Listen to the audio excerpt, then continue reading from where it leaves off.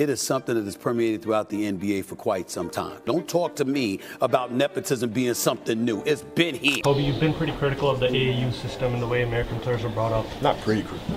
I'm extremely critical. I hate it. I hate AAU basketball. I'm gonna leave it at that. I hate it, I hate it, I hate it, I hate it. The NBA was once the land of underdogs, where legends were forged in sweat-soaked gyms and broken-down street courts. It was a battleground where only the strongest survived, where names were made, not inherited. But now it's starting to look less like the League of Dreams and more like a playground for the privileged. The last name you're born with might matter more than the game you bring. Bronny James, Scottie Pippen Jr., Kenyon Martin Jr., we're seeing it happen right before our eyes. The NBA isn't just recruiting talent anymore, it's preserving family legacies. And the most terrifying part, it's been happening for years. The days of the rags to riches NBA dream are slipping away, replaced by private training, million-dollar prep schools, and built-in media machines hyping up kids before they can even drive. If you aren't born into the right family, your shot at the league is getting slimmer by the day. So we have to ask, has the NBA quietly transformed into a daddy's money league? And if it has, what does that mean for the future of basketball? For decades, the NBA sold us the dream, the idea that if you had enough grit, enough talent,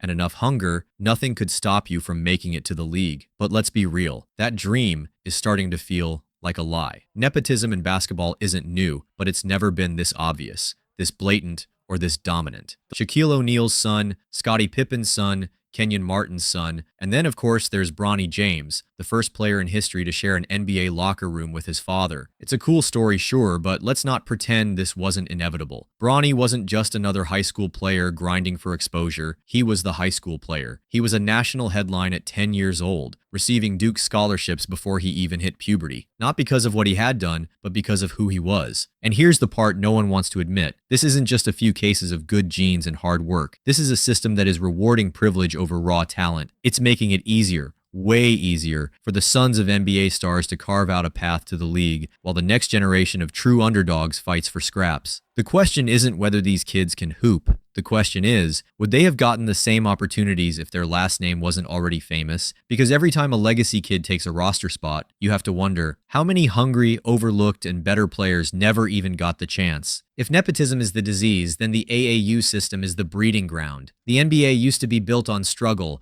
on kids grinding their way out of the trenches, playing for pride, for survival, for a way out. But now, the game before the game, the real proving ground, isn't the blacktop or even high school gyms, it's the AAU circuit. And if you don't have money, connections, or the right last name, good luck even getting in. Kobe Bryant saw it coming years ago. He didn't just criticize the AAU system, he flat out hated it. He called it out for what it is, an exploitative pay-to-play machine where money talks louder than talent. And he was right. Because in today's game, if your family doesn't have deep pockets, the system is built to keep you out. AAU travel teams, elite showcases, high-profile tournaments, these aren't just proving grounds anymore. They're exclusive clubs where only the kids with financial backing get to shine. And make no mistake, these costs aren't small. We're talking anywhere from $700 to $1,500 just to get a foot in the door. That's before the trainers, the travel expenses, the personal coaches, the nutrition plans, things that NBA kids have handed to them from birth. And here's the real kicker. When you stack the deck like this, you're not seeing the best players rise. You're seeing the ones who could afford to be there, the ones whose families could invest in their basketball careers before they even learned how to read a defense. The AAU system was supposed to be a pathway for young talent to get discovered. Instead, it's become a gatekeeping mechanism, filtering out the kids who need basketball the most, while the ones with built-in advantages keep stacking the odds in their favor. So when we talk about the NBA becoming a daddy's money league, it starts right here. Because if you don't have the right resources at 10, 12, 14 years old, the road to the league might already be closed before you even get a chance to take your first step. Bronny James isn't just a basketball player, he's a brand. Before he ever stepped onto an NBA court, he had millions of followers, national media attention, and a highlight reel broadcasted to the world. But let's be brutally honest. Was it because of his game, or was it because of his name? For years, we've been told that Bronny was next. The scholarships, the endorsements, the NBA-level exposure, it was all lined up before he even proved himself as a top-tier talent. But here's the uncomfortable truth. Did he ever prove it? At Sierra Canyon, he wasn't the best player on his team. In college, he averaged just 4 points per game. And yet somehow, when draft night came around, his name was called. This isn't just about Bronny, It's about the message this sends. What does it say to the kids grinding in G League gyms? What does it say to the undrafted players who dominated college but never got their shot? The NBA is telling the world, it's not just about how good you are, it's about who you are. And this is what makes it so dangerous. We're no longer watching the best players get drafted. We're watching family dynasties form in real time. Because if Bronny James, despite an underwhelming college season, can get drafted while more deserving players go unnoticed, then what happens when Bryce James enters the picture? What happens when Shaq's younger sons are up next? When more NBA legacies start cashing in on their last names while hungrier, more talented players never even get a chance? This isn't just one story. It's a shift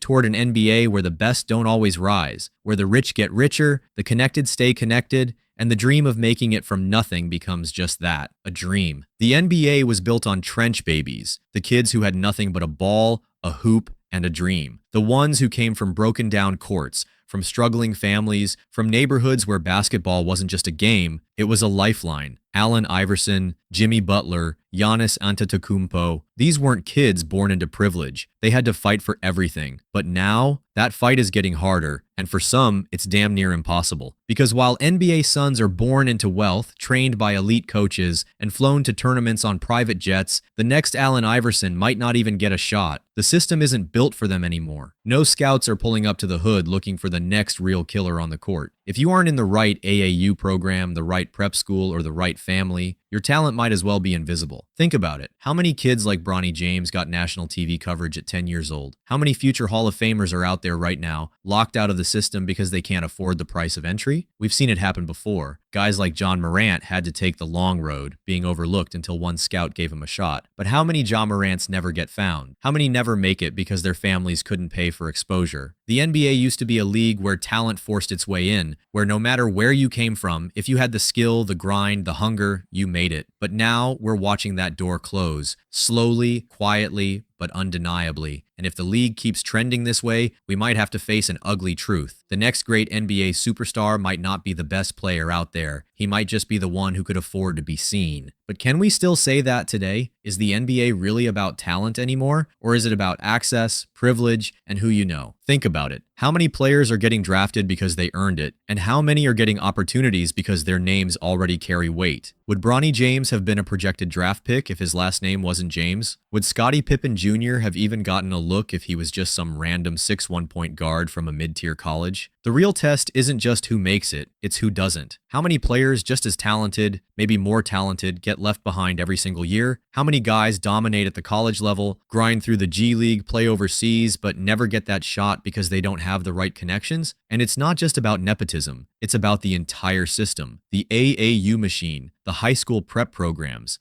the sneaker deals, the endorsement pipelines, all of it is designed to push certain players forward while leaving others behind. Players with NBA dads have the best trainers, the best facilities, the best everything before they even have to prove themselves. So by the time the draft comes around, is it really a fair fight? The NBA wants you to believe it's still about talent. They want you to believe that if you're good enough, you'll make it. But the truth, that's getting harder and harder to believe. Because in today's NBA, talent might not be enough. Not when there are players with built-in advantages, a head start before the race even begins. And if this trend continues, we have to ask, are we still watching the best players in the world, or just the ones who were set up to succeed from the start? So here we are. The NBA, the league that was once the ultimate proving ground, is starting to look less like a battlefield for the best and more like a private club for the privileged. The question isn't even if the NBA is becoming a rich kids league, it's how fast it's happening. Let's be real. If you come from an NBA bloodline, your journey to the league is practically gift-wrapped. You get private trainers before you can walk. You get flown to elite camps that most kids don't even know exist. You get the best medical care, the best facilities, and a media machine that hypes you up before you've done anything. And when the draft rolls around, well, let's just say,